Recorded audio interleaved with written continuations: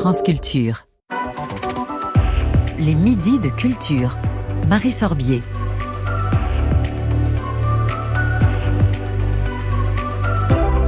Étrangement familier et radicalement nouveau. Quand on plonge dans une phrase de Mircea Cartarescu, on s'engage dans une aventure qui ne laisse aucun lecteur indemne. Il ne s'agira pas toujours de comprendre, mais de ressentir et de se laisser envelopper dans une langue baroque tout droit sortie d'un rêve. Une langue hallucinatoire qui nous permet d'atteindre des recoins insoupçonnés de l'univers. C'est un romancier que l'on reçoit aujourd'hui, mais c'est surtout un poète qui compose une œuvre éblouie qui nous laisse errer en lévitation. Bonjour Mircea Cartarescu. Bună ziua și vă mulțumesc mult pentru invitația. Bonjour et je vous remercie beaucoup de m'inviter dans votre studio. De asemenea, vreau să mulțumesc tuturor celor care ne ascultă astăzi. Je remercie aussi tous ceux qui aujourd'hui de l'autre côté de la radio nous écoutent.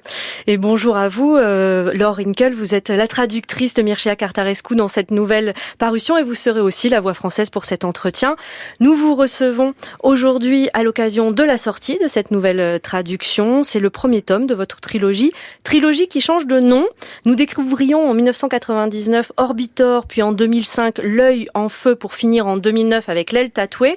Aujourd'hui, les trois titres changent. Ce sera donc L'aile gauche qui vient de paraître, puis Le corps et enfin L'aile droite qui sortiront en France en avril prochain chez De Noël. Chaque année, votre nom apparaît dans les quelques auteurs qui pourraient recevoir le Nobel de littérature. Vous êtes l'auteur roumain le plus lu au monde. Est-ce que cette reconnaissance, elle veut dire quelque chose pour vous, Mircea Cartarescu? Mai întâi aș vrea să spun că e un moment fericit pentru primul. Tout d'abord, je dirais que c'est le bon moment pour publier le premier volume de Orbitor. Pentru că tocmai m-am întors dintr-un turneu. Car en effet, je viens de rentrer d'une tournée en Grande-Bretagne, De promovare a aceleiași au cărți. cours de laquelle nous avons promu le même livre sorti en anglais, Care s-a republicat după mulți ani la lequel editura, est ressorti, Penguin Books. mais cette fois-ci chez Penguin Books, donc dans une nouvelle traduction. Așa încât mă bucură foarte tare și noua ediție franceză. Et je suis très content aussi de la nouvelle édition française, Apărută de asemenea la foarte cunoscută editură de Noël. qui est publiée dans cette célèbre maison d'édition qu'est de Noël. Eu cred că acum era momentul. Moi, je pentru crois această que reluare, c'était le bon moment pour reprendre ce travail, pentru că în acest moment, Car exact en effet, cum ați spus cu mare comme gentilețe, vous l'avez dit avec beaucoup de gentillesse, numele meu este mai cunoscut mon decât nom est un acum peu plus 10-15 ani. connu qu'il y a 10 ou 15 ans en France. Așa încât și această carte ar putea Et ce livre à son tour peut bénéficier de ma notoriété qui a grandi en France et dans le monde également ces derniers temps. Deci sper ca această carte să fie primită J'espère vraiment bine. que ce livre sera bien reçu. Deja a avut foarte bune cronici Plusieurs chroniques, plusieurs articles très bons sont parus déjà. și sunt și eu aici pentru a face cât pot să Et fac pentru voilà, je suis là promovarea ei. aussi, ce que je peux faire pour aider mon livre. Quand Gallimard commence à vous publier, vos œuvres sont classées dans le rayon science-fiction. Est-ce que cette question du genre littéraire vous importe? Est-ce que vous vous reconnaissez comme un auteur de science-fiction?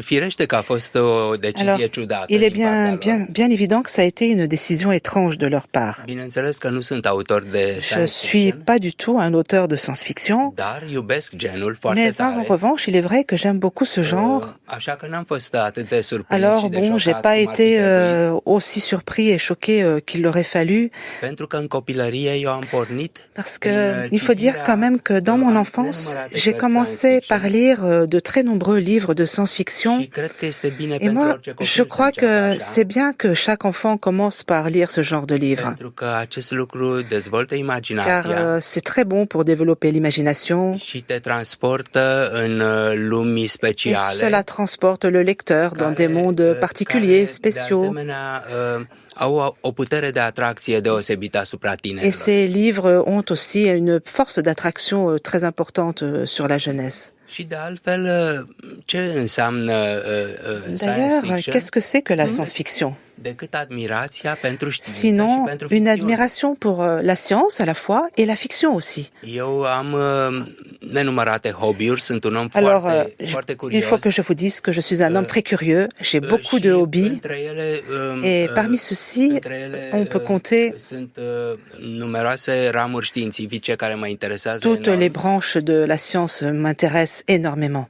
Fizica cuantică este On o peut parler influență de la extrem physique de quantique. puternică asupra mea Ça a une énorme influence sur și a moi. aruncat umbra cel puțin asupra romanului Solenoid. Et on peut dire en tout cas que son ombre plane sur le roman Solénoïde.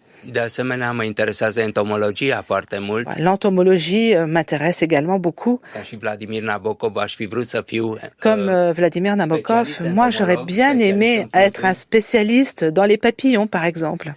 Și firește cealaltă parte. Et bien sûr a que doua parte a l'autre côté, cuvântului science fiction, l'autre partie de ce mot science-fiction, à savoir la fiction, ça c'est mon métier à moi. este arta și meseria mea. C'est mon art et c'est mon métier. Așa încât, fără îndoială, nu doar, Alors, il est certain nu que doar literatura științifico-fantastică, il n'y a dar pas toată que la littérature fantastică, scientifico-fantastique qui m'intéresse, mais toute la littérature fantastique.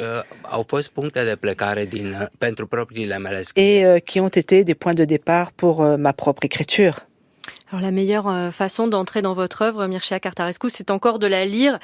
Jules Barbier va nous lire un petit extrait de ce premier tome. Nous sommes au tout début du roman et le narrateur fait un parallèle entre le livre et sa peau.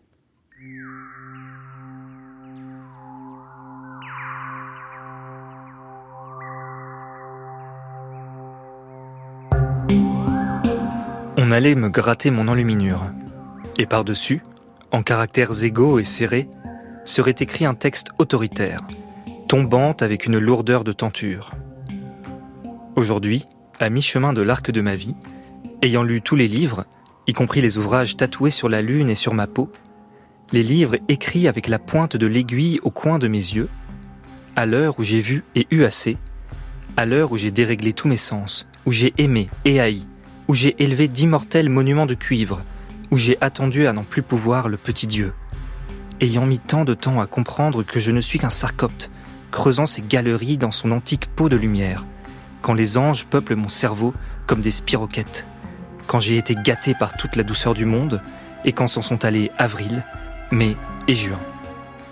Aujourd'hui, quand sous mon alliance ma peau se desquame en milliers de strates de papier Bible, aujourd'hui, en ce vivace et absurde aujourd'hui, je tente de mettre en désordre mes pensées et de lire les runes de fenêtres et de balcons chargés de linge humide de l'immeuble d'en face qui a brisé ma vie en deux.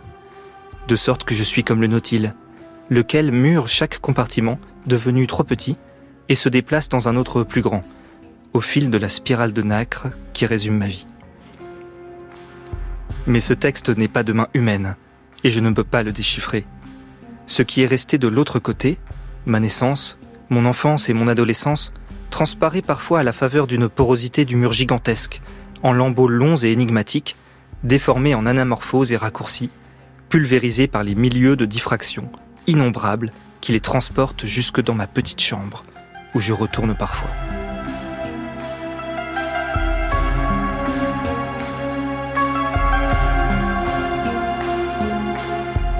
Quand on vous lit, Mircea Cartarescu, on entend le poète avant l'écrivain. Est-ce que pour vous, la poésie est première ?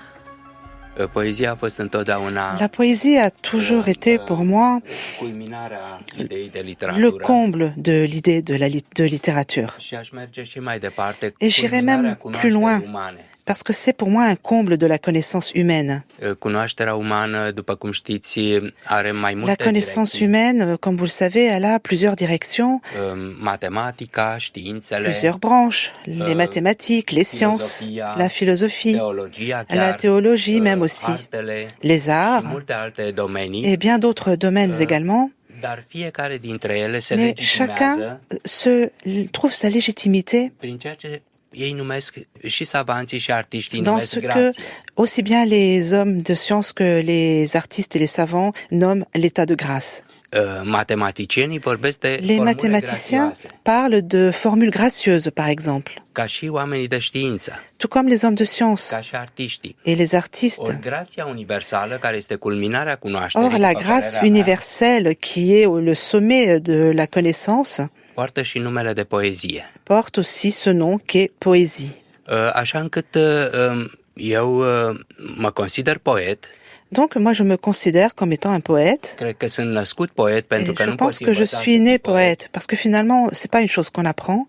Și am început prin a scrie Et c'est 8 vrai, volume de versuri, il faut dire que j'ai commencé par écrire 8 recueils de vers, de poèmes, ceea ce face ca și astăzi în țara ce mea să qui fiu fait mai que cunoscut ca poet aujourd'hui decât ca encore prozator. dans mon pays, je suis plus connu en tant que poète que comme prosateur. Acest lucru mă onorează Alors ça, c'est quelque chose qui m'honore profondément și m-ar onora ca toate romanele et mele je să fie serais très honoré considerate que poeme. tous mes romans soient également considérés comme des poèmes. Dostoevski, de pildă, Dostoïevski, si on pense à lui, unul dintre romane, avait nommé un de ses romans, Nopți albe, il s'agit de Nuit Blanche, îl numise poem petersburghez. il avait appelé ça aussi poème pétersbourgeois. Din punctul meu de vedere, toate marile romane sunt De mon poeme. point de vue, tous les grands romans sont des poèmes. Chiar și romane care par Et on peut absolut penser realiste. même à des textes qui sont absolument réalistes. Romanele lui Balzac, de Les, pildă, sau ale les- lui Tolstoi. les romans de Balzac ou de Tolstoï, par exemple. Așa încât eu caut în De toată sorte que moi, je literatura cherche dans toute la littérature, nu intriga, nu non personajele, pas les personnages ou nu l'intrigue descripțiile, ou les ci descriptions, stropul de poezie, mais la goutte de poésie. care, dacă nu există într-un roman, pe mine acel roman nu mă interesează. Si elle est absente d'un roman, rend ce roman absolument inintéressant pour moi. Fiindcă poezia este Que la arta poésie est l'art construirii de construire din cuvinte, avec des mots. construirii unor edificii, unor On palate, construit des palais, des din édifices această avec les substanță mots. a cuvintelor. Et c'est cette substance des mots qui sert à les construire. Cine nu poate face să iasă scântei din ciocnirea unui Et substantiv qui cu un ne sait adjectiv, pas faire sortir des étincelles du choc entre un substantif et un adjectif nu este un poet și n'est prin pas urmare vraiment nu un este un poète scriitor. et donc n'est pas un écrivain non plus. Quand vous racontez votre processus d'écriture, Mircea Cartarescu, vous dites que les phrases vous viennent. Ça m'a fait penser à ce que vous disiez sur la grâce. Est-ce que vous avez l'impression que ces phrases-là, elles viennent d'une grâce verticale, d'une grâce céleste? Où est-ce qu'elles prennent naissance, ces phrases-là? Eu sunt unul dintre ultimii scriitori Moi, je care suis mai cred în peut-être inspirație. un des derniers écrivains qui croit en l'inspiration. Asemenea scriitorilor romantici, Comme les écrivains de l'époque romantique, eu cred că ei aveau moi, dreptate. et je crois que c'est eux qui avaient Și raison nu en réalité. Allan Poe sau Valéry care i-au contrazis. Et pas Allan Poe, Edgar Allan Poe ou bien Valéry qui les ont contredits. Cred că într-adevăr există o stare de Je inspirație, pense que l'état d'inspiration existe en cel réalité. puțin în scrierile mele, En tout cas, pour mon processus d'écriture, ca un fel de autohimnoză, c'est comme une sorte d'auto-hypnose, ca un fel de așteptare, comme une sorte d'attente, si vous voulez, a unei energii care trebuie să d'une iasă énergie qui doit din sortir străfundul minții mele. des profondeurs de mon esprit. Dacă nu simt acest lucru, Si eu je nu ne sens scriu. pas cette chose-là, eh bien moi je ne me mets pas à ma table pour Au écrire. trecut uneori ani de zile fără Et să mă apuc sont să déjà scriu, passées des années dans lesquelles je ne me suis pas mise à pentru că écrire, am fost tot timpul conștient că eu juste nu știu parce să que scriu. j'étais conscient que je ne savais pas écrire. Altcineva în mine știe să scrie. Et quelqu'un d'autre me guide pour écrire. Eu sunt doar un cuib pentru o pasăre care uneori Et vine, moi, je alteori ne nu vine. suis le nid dans lequel se pose un oiseau qui parfois vient se poser, mais d'autres fois il ne vient pas. Nu eu fac ouăle de aur, ci Et această c'est pas pasăre. moi qui pond ses œufs en or, mais un oiseau qui vient dans mon nid. Sau dacă vreți, Ou este si vous ca voulez, o, on peut ca dire o cursă aussi de cai. que c'est comme une course de chevaux. Eu mă simt ca un jocheu Alors pe moi, je me spatele sens unui comme cal, un jockey assis sur son cheval, așa încât trebuie să fiu mic și modest, mais moi je dois être tout petit, léger et modeste, pentru că nu eu câștig cursa. parce que c'est pas moi qui vais gagner la Eu course. călăresc pe propria mea minte, Moi, je suis à cheval sur mon propre esprit, mai puternică și mai înțeleaptă qui est decât mine. plus puissant, plus sage que moi. Încerc să o incomodez cât mai puțin. Et j'essaie donc de le déranger le moins possible, d'être le plus léger. Să nu folosesc nici cravașa, nici pintenii. Et je n'utilise ni les éperons ni la cravache. Ideal ar fi să nu ating calul în niciun punct, L'idéal, ce serait même que je ne touche pas mon cheval en aucun point să levitez deasupra lui et que je l'évite și au-dessus să-i las toată afin libertatea qu'il ait la liberté entière, ca să ajungă cât mai repede la afin potou. de parvenir au poteau le plus vite possible. Parce que c'est toujours le cheval qui gagne la course, pas le jockey, il faut le savoir. Donc c'est vrai que j'ai une sorte de foi presque religieuse en mon esprit. Et même si je me sens petit et faible, j'ai confiance en lui. À qui elles sont adressées ces phrases qui arrivent? Est-ce que vous pensez à quelqu'un en écrivant, ou est-ce que, comme dans la tradition justement romantique des poètes, on n'écrit pas pour quelqu'un, on écrit? Latura a doua a oricărui act la deuxième facette de n'importe quel processus d'écriture, c'est le lecteur lui-même. Un écrivain ne vaut pas 2 sous s'il n'a pas son lecteur. Et le livre n'est que finalement une esquisse de ce qui va naître dans l'esprit du lecteur. Et ça vaut pas grand-chose d'être un écrivain extraordinaire si le lecteur qui trouve le livre ne parvient pas à le décrypter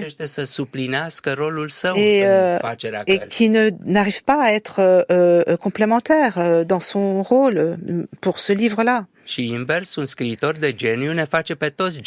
Et l'univers d'un livre génial nous rend chacun de nous géniaux.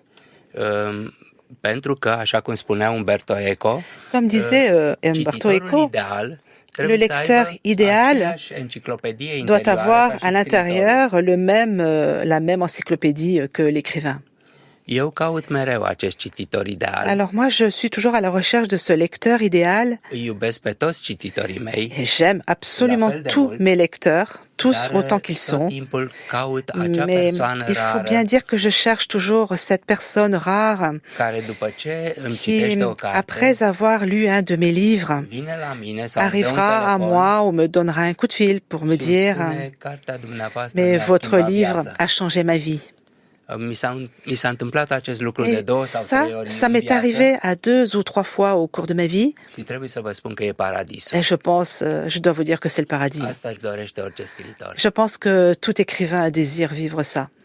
Votre écriture, Mircea Cartarescu, on peut dire qu'elle mêle mémoire, rêve, hallucination, spéculation métaphysique. À quel moment vous sentez qu'un rêve ou qu'un souvenir a assez muté pour devenir littérature? Ce que vous dites merveilleusement bien, vraiment, c'est ce qu'on voit dès les premières phrases de ce que j'écris. Mais je dois dire quand même qu'on y trouve quand même autre chose en plus. Et je pense que je suis aussi un écrivain réaliste. Moi, je pense aussi, bien entendu, comme ça a été dit, qu'un peintre abstrait doit savoir peindre la réalité en premier lieu. Kandinsky, si on pense à lui, dans sa jeunesse, il peignait de manière très réaliste et très très bien, comme Picasso aussi. Donc moi, je crois qu'un écrivain doit maîtriser également l'art du roman aussi bien que Flaubert ou Tolstoï, ou Balzac aussi, mais tendre vers autre chose. Et voilà, tendre vers son propre monde intérieur qui est unique et inimitable. Alors, moi, j'ai essayé de toutes mes forces de bâtir, de construire une carte de mon cerveau. Et je pense que la carte que j'ai le mieux réussi à faire, elle se trouve dans cette trilogie, la trilogie Orbitor, Orbitor qui veut dire aveuglant,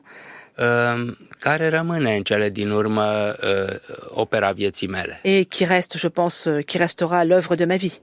Je voudrais, si ça vous dérange pas, Mircea Cartarescu, m'adresser à votre traductrice Laure Hinkel, d'abord pour vous féliciter, puisque vous avez, début novembre, reçu le Grand Prix de la traduction de la ville d'Arles.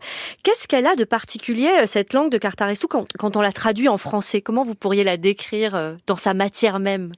Je vous remercie de poser cette question. Comme on dit, c'est une langue très charnelle. L'acte de traduction est excessivement physique, sensitif, lorsqu'on s'approche d'un texte de Mircea Cărtărescu. C'est aussi un texte qui demande beaucoup de précision. Comme il l'écrit dans tous ses romans, la description réaliste est capitale. Si on passe à côté de ça, on n'arrive pas à faire décoller l'écriture de Mircea Cărtărescu vers la partie surréaliste ou onirique, qui est une de ses marques de fabrique. Donc il faut le suivre dans tous ses replis et toutes ses ondulations de son écriture. C'est très important, cette fidélité. C'est un roman très organique, le corps dans toutes ses aspérités est central dans votre texte. Vous venez d'ailleurs de le rappeler, Laure Hinkel, mais pourquoi cette attention, Mircea Cărtărescu, presque obsessionnelle au corps? Qu'est-ce qu'il traduit pour vous? Sunt foarte interesat de biologie. Alors moi, je suis très intéressée, comme je l'ai dit, dans le domaine de la biologie. Dès mon enfance, j'ai lu et étudié des manuels de zoologie, de biologie et même de parasitologie. Et ça me fascine. Le corps humain me fascine également. Et on sait depuis Rabelais que le corps humain est un univers en soi. Mais je suis aussi très intéressée par les insectes, lesquels sont de fabuleux mécanismes biologiques où la nature montre une fantaisie qui n'a pas de limite. Le corps, sachez-le, est toujours une métaphore. C'est une métaphore de la vie de l'âme et de l'esprit et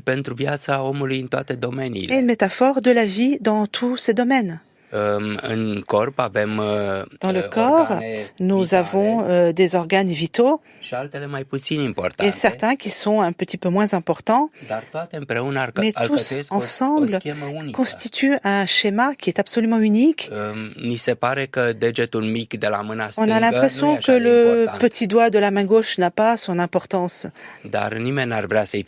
mais personne ne voudrait le perdre. Parce qu'il fait partie du schéma de notre corps, lequel a sa propre cohérence et une cohérence divine, je dirais en quelque sorte. Les mystiques ont toujours dit que le corps humain est l'index du monde. Le corps représente le monde, par conséquent. C'est le Purusha de la philosophie indienne. Et c'est aussi, d'une certaine manière, la totalité de notre existence. Vous parlez de mystique, j'avais envie de parler avec vous, Mircea Cărtărescu, de spiritualité. On peut facilement la sentir très matériellement dans vos livres. Les anges, par exemple, sont toujours très présents. Est-ce que vous êtes, vous, dans une recherche spirituelle? Est-ce que la littérature vous sert aussi à ça, à vous connecter dans une dimension plus verticale? La mystique est une autre forme de la connaissance, en plus de toutes les autres branches de la connaissance. Et bien entendu, elle a ses facettes, certaines sont ésotériques et d'autres sont exotériques. Et parfois déformées par les pseudosciences, par la parapsychologie par exemple, et d'autres stupidités également. Mais qui ira lire les doctrines manichéistes par exemple, ou d'autres, se rendra compte de l'immense sagesse qui se trouve concentrée dans ses écrits. Presque chaque année, je relis le livre tibétain des morts. Et ça, c'est une lecture que je recommande comme étant un des grands livres de l'humanité. Et chacun d'entre nous doit, à mon avis, tendre vers un ciel abstrait, lequel est l'horizon de notre créature, des êtres humains. Un écrivain est heureux, je pense, lorsqu'il s'élève jusqu'au ciel et qu'il retombe avec un petit peu de poussière bleue sur les doigts après avoir touché le ciel. Sinon, à quoi ça sert de vivre ? Trăim ca să ne depășim pe noi înșine. On vit en définitive pour nous dépasser nous-mêmes. De aceea fluturile este un simbol atât de Et c'est puternic. pourquoi le papillon est un symbole si puissant. În romanul meu, el este Dans mon livre, pretutindeni. il se retrouve partout. E structura Il romanului. est la structure du roman. Aripa stângă este aripa L'aile gauche, fluturelui. c'est bien sûr celle du papillon. Corpul, volumul al doilea, Son este corps, trupul le insectei. deuxième Și apoi volume. urmează aripa dreaptă. Et puis l'aile droite, évidemment.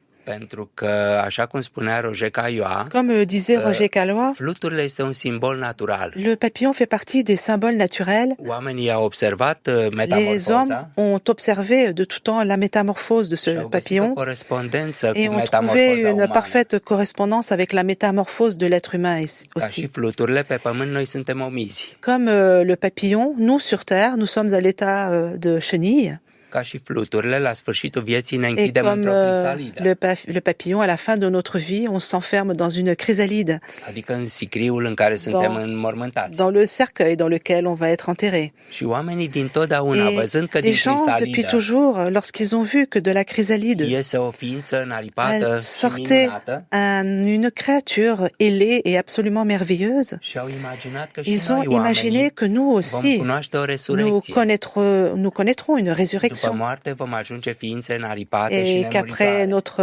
mort, nous deviendrons des créatures avec des ailes. Fluturile ne-a dăruit, deci nouă, Donc oamenilor, le papillon nous mitul a donné nemuririi. à nous le mythe de l'immortalité.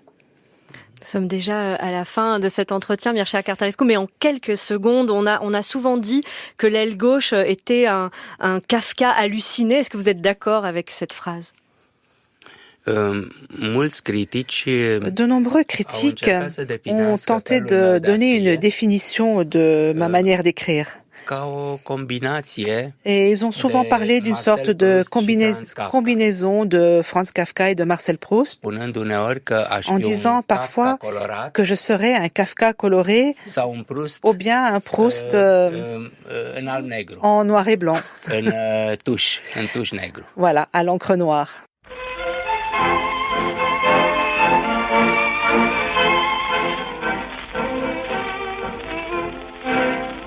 Când apar seniorita în parc pe înserat, curg în jurul petale de crin. Ai în ochi patini dulci și luciri de păcat și ai trupul de șarpe felin. Gura ta e un poem de nebune dorinți, sânii tăi un tezaur sublim. Ești un demon din vis care turburi și minți, dar ai tâmpetul de heruvin. Vreau să-mi spui, frumoasă zarada, cine te-a iubit, cât au plâns nebune pentru tine și cât au murit.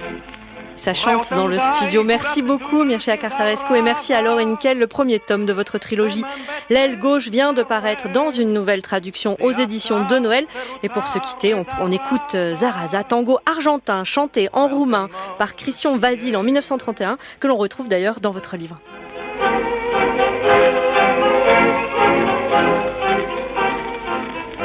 Les Midis de Culture, c'est fini pour aujourd'hui. Cette émission a été préparée par Lise Ripoche, Aïssatou Endoy, Boris Pinault, Jules Barbier, Zora Vignier, Louis Cosnard et Margot Chaboch. Elle est réalisée par Brice Garcia et Fan Monté, avec Dalia et Éric Perruchot-Triboul à la technique.